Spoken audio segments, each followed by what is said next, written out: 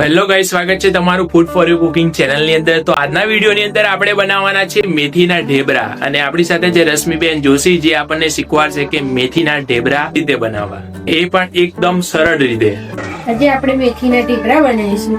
મેં અહીંયા ગાળે દહીં અને થોડો ગોળ, જે થોડો ગોળ હતો એ અંદર નાખી અને દહીં ને ગોળ બે મિક્સ કર્યું છે।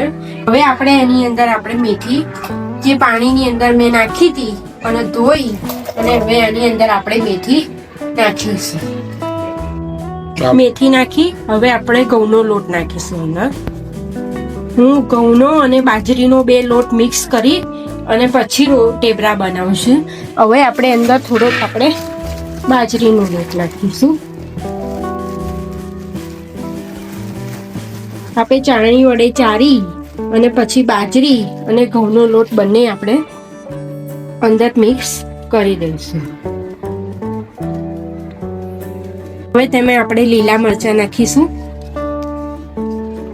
હળદર નાખીશું, આપણે થોડુંક એક લાલ મરચું નાખીશું, અજમો નાખીશું અને સ્વાદ અનુસાર મીઠું નાખીશું। અને મોવણ માટે આપણે થોડુંક તેલ નાખીશું। બધા મસાલાને આપણે મિક્સ કરી લઈશું અને પછી જો અંદર આપણે પાણી થોડું નાખવું પડે તો આપણે થોડુંક પાણી નાખી અને આપણે લોટ બાંધી લઈશું। મેં દહીં નાખ્યું છે એટલે પાણીનો બહુ ઓછો ઉપયોગ કરીશ।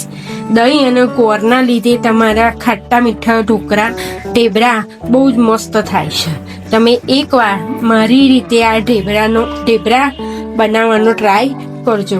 ઘણાને ગળ્યા ઢેબરા ભાવતા નથી હોતા, પણ ગળ્યા ઢેબરા બનાવો, દહીં અને ગોળ નાખીને બનાવો તો ઢેબરા બહુ જ સરસ થાય છે। આપણો લોટ બંધાઈ ગયો છે સરસ રીતે। હવે એને થોડીક વાર ઢાંકીને રાખીશું અને પછી આપણે ઢેબરા વણીશું। હવે તેને આવી રીતે ગુલ્લા કરી લઈશું અને ગુલ્લું કરી અને એને ઘઉંના લોટમાં આવી રીતે થોડુંક લોટ લઈ અને પછી આપણે ઢેબરું પોચા હાથે વણી લઈશું।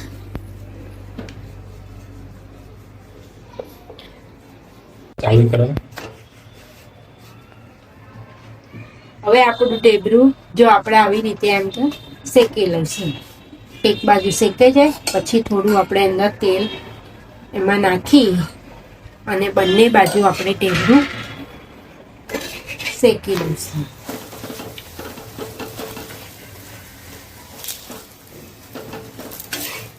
આપણું ઢેબરું આવી રીતે સરસ શેકાઈ જાય એટલે આપણું ઢેબરું તૈયાર થઈ ગયું।